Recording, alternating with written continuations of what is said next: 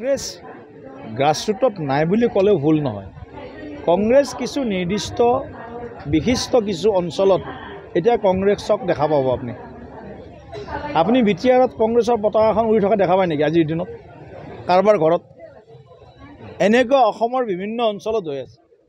বিটিআৰত যদি 5খন জিলাত কংগ্ৰেছৰ পতাকা নেদেখে, অসমৰ বিশেষ কিছু অঞ্চল বাদ দি ক'তো কংগ্ৰেছৰ পতাকা আপোনালোকে উৰি থকা দেখা নাপায়।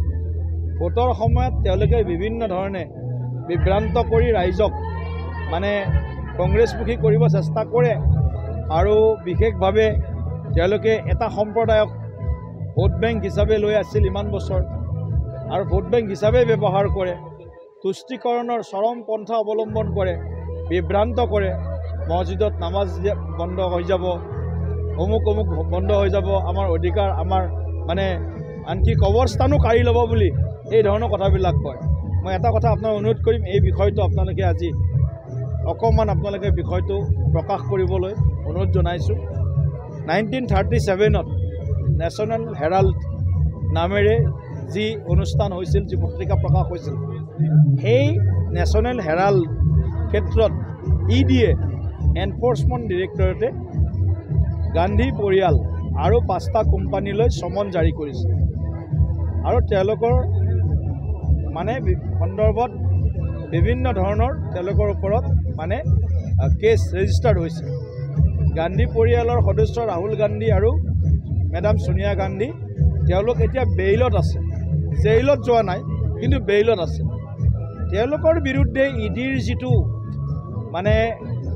জাননী আৰু ইডিৰ যিটো তেওঁলোকৰ গোটেই এনকুৱাৰী, এই গোটেই বিষয়টোক লুকাবলৈ কংগ্ৰেছে আজি সমগ্ৰ দেশত তেওঁলোকে আমাক ইডিৰ প্ৰতি এটা গণতান্ত্ৰিক সংস্থাৰ প্ৰতি প্ৰশ্নবোধক চিন আনিছে।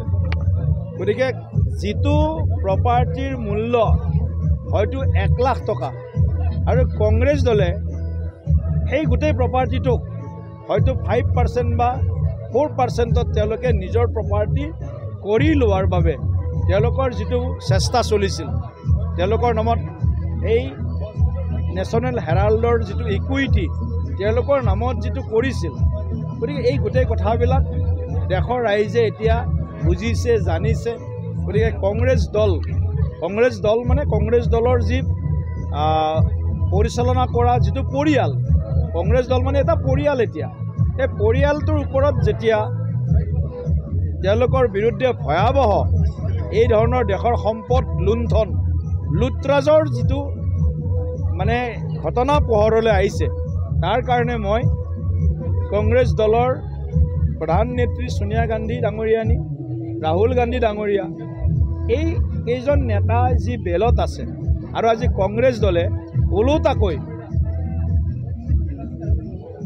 আজি গণতন্ত্ৰ বিৰুদ্ধে গণতন্ত্ৰ ৰক্ষাৰ নামত বা গণতন্ত্ৰ শেষ হৈছে বুলি যিটো তেওঁলোকে আন্দোলন কৰিছে, তাক মই ৰাইজৰ আগত মই সন্মুখত দাঙি ধৰিছোঁ যে নেশ্যনেল হেৰাল্ড কেছত কংগ্ৰেছ দল পৰিয়াল আৰু কংগ্ৰেছ দল আৰু 5টা কোম্পানী জড়িত আৰু তেওঁলোকৰ বিৰুদ্ধে ইডিয়ে যি গোচৰ তৰিছে সেই গোচৰৰ তদন্ত হ'ব লাগে।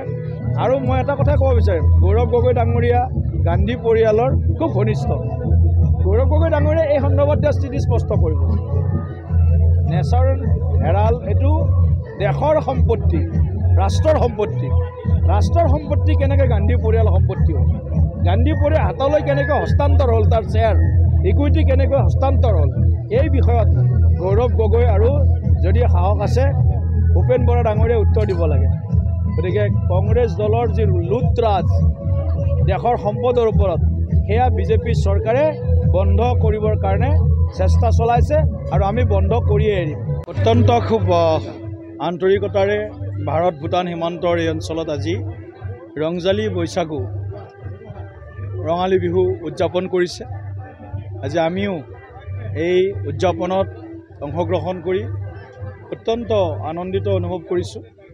কাৰণ এই অঞ্চলৰ বিভিন্ন জাতি জনগোষ্ঠীৰ মাজত যিটো সমন্বয় আৰু সম্প্ৰীতি আৰু একতা, এই গোটেইখিনি আজি ইয়াত প্ৰদৰ্শনো হৈছে। নিজৰ নিজৰ স্বকীয় কৃষ্টি সংস্কৃতিৰ লগতে পৰম্পৰাগত যি আমাৰ উৎসৱ আৰু সখী বান্ধা বিশেষভাৱে যিটো উৎসৱ, এই উৎসৱটো অত্যন্ত এটা আমাৰ এক পৰম্পৰা আছিলে।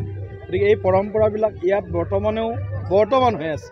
গতিকে এই কথাবিলাকে আমাৰ মাজত ভাৰতৰ লগত ভূটানৰ এক মৈত্ৰী দেশ হিচাপে সম্পৰ্ক, খুব ভাল সম্পৰ্ক। ঠিক তেনেকৈ অৰুণাচল প্ৰদেশৰ পৰা আজি যিসকল আমাৰ মাজত আজি হয়তো আমাৰ সীমাৰ ইপাৰ সিপাৰ হয়তো হৈ গ'ল সীমান্তৰ কাৰণে, গতিকে তেনেকৈ খামতিসকলো আজি ৰজাৰ পৰা আৰম্ভ কৰি তেওঁ সকলোবিলাক আহিছে। আমাৰ লামাসকল আহিছে, বৌদ্ধ ধৰ্মীয় যিসকল গুৰু তেওঁলোক আহিছে, আমাৰ বড়ো ভাই ভনীসকল আছে, আমাৰ ইয়াত থকা বিভিন্ন জাতি জনগোষ্ঠীৰ লোকসকল আহিছে। এই একদম একাত্মতা হৈ তেওঁলোকে যিধৰণে এই আজি ৰংজালী বৈশাগু উদযাপন কৰিছে, তাৰ পৰা এইটো আমি ডাঠি ক'ব পাৰোঁ যে বিটিআৰত যিটো ভাতৃত্ববোধ বিটিআৰবাসীৰ, সেইটো আমি বৰ্তমানকৈ ৰাখিব পাৰিছোঁ। বিভিন্ন ঘাট প্ৰতিঘাটৰ মাজত বিটিআৰবাসী সাক্ষী হৈছিল। তাৰ মাজতো বিটিআৰত বিগত সময়ত এটা শান্তি প্ৰতিষ্ঠাৰ কাৰণে সমন্বয় শক্তিশালী কৰাৰ কাৰণে চেষ্টা হৈছিল। গতিকে এক শান্তিপূৰ্ণ অঞ্চল হিচাপে বিটিআৰ বৰ্তমান আজি তাক আমি সকলোৱে অনুভৱ কৰিব পাৰোঁ। গতিকে মই ভাবোঁ যে বিটিআৰত এনেধৰণৰ উৎসৱে আগন্তুক দিনত আমাৰ যি সম্প্ৰীতি তাক শক্তিশালী কৰিব, আৰু আমাৰ মাজত যদি কেতিয়াবা ভুল বুজাবুজি আছিল সেইবিলাকো নাইকিয়া কৰিব। এক শক্তিশালী আমাৰ যি নিজৰ স্বকীয় কৃষ্টি পৰম্পৰা সংস্কৃতি আছে, তাক আমি সকলোৱে ইটোৱে সম্প্ৰদায়ে সিটো সম্প্ৰদায়ক সন্মান জনাই, ইটো সম্প্ৰদায়ে সিটো সম্প্ৰদায়ৰ সংস্কৃতিক নিজৰ সংস্কৃতি বুলি আঁকোৱালি লৈ এনেদৰে আগবাঢ়ি গ'লে নিশ্চিতভাৱে এটা বিশেষ এটা আমাৰ যি লক্ষ্য আছে যে অসমখনক ভাৰতবৰ্ষৰ এখন শ্ৰেষ্ঠতম ৰাজ্য হিচাপে প্ৰতিষ্ঠা কৰিব লাগে, সেই লক্ষ্যত আমি সকলোৱে মিলিলে নিশ্চিতভাৱে আমি এখন শ্ৰেষ্ঠতম আৰু বিকশিত অসম, সুৰক্ষিত অসম আমি নিৰ্মাণ কৰিব পাৰিম।